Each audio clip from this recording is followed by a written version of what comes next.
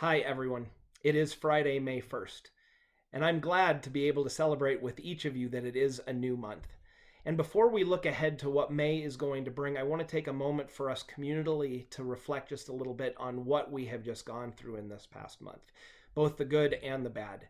You could pause the video here for a moment and take a few notes of what's on your own hearts and minds of what this last month has been, the good and the bad. But I'll share just a little bit for me. When I think about the good, I think about our communal life together as the church. That we have found entirely new ways of communicating with one another, of gathering together digitally, of being able to celebrate things like Holy Week and Easter, even though we could not be together. I give God thanks for those things. I also give God thanks for the generosity that has been poured out through our community. How each of you have responded with your gifts of the Spirit, the ways that you have encouraged me and encouraged others, the ways that you have shared your gifts with others, and the ways that you have donated your resources, physical resources or financial resources for the sake of our communities.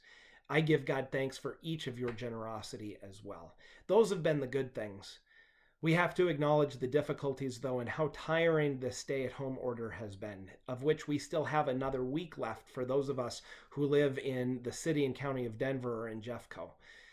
And we recognize all of the different burdens that continue to weigh on us. The uncertainty of the response to COVID-19, of not knowing what truly lies ahead in the response to this pandemic, of the economic burdens that exist for some of our families, of the anxiety of caring for people who we know or ourselves who are still serving in the community in hospitals or in food pantries or in other ways.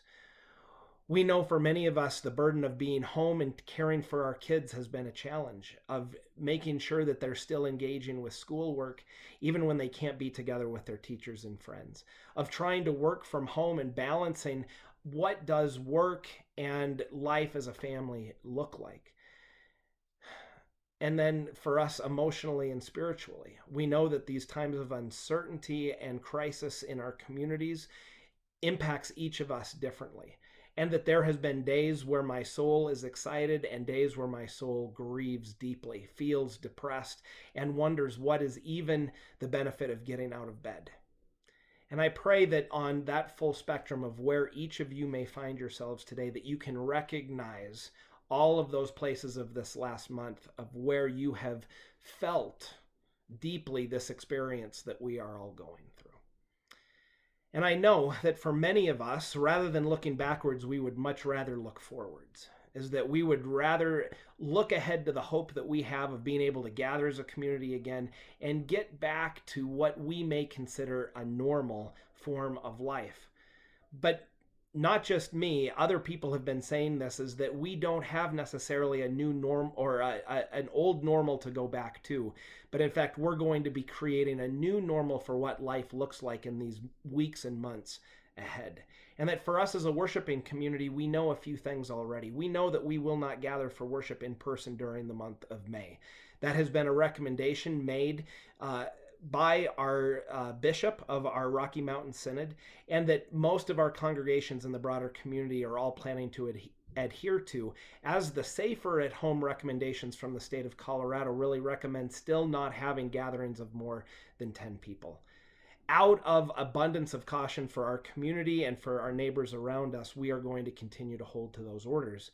But during this month of May, we are going to begin to imagine, what does it look like to gather at some point in the future?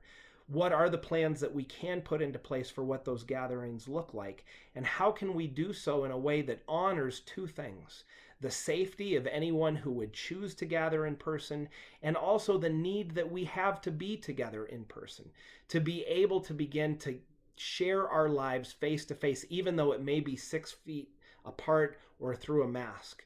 And that's what I want to encourage us with today as we go through this next month of May and we consider what matters most in terms of both our public health concerns and our need to be together as a community.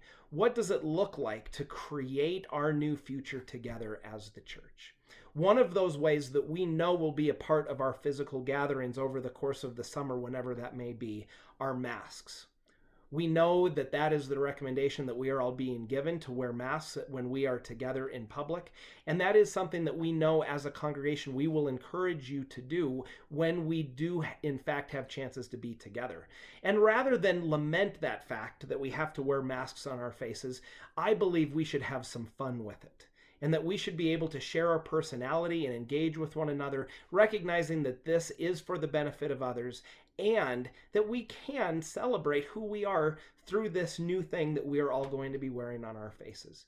And so, as I invited you last Sunday and invited our kids, I want you, if you're going to plan to join us live in worship on Sunday, to have your masks with you. And we're going to have a chance to be able to share a little bit about ourselves through our masks.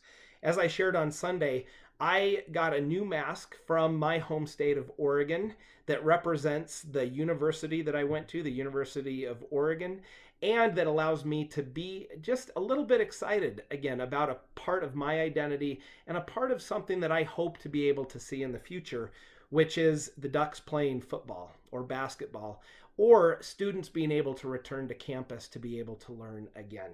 And when I put the mask on, it's a sign of hope for me. It's a sign that things will happen in the future and that we can still celebrate life now.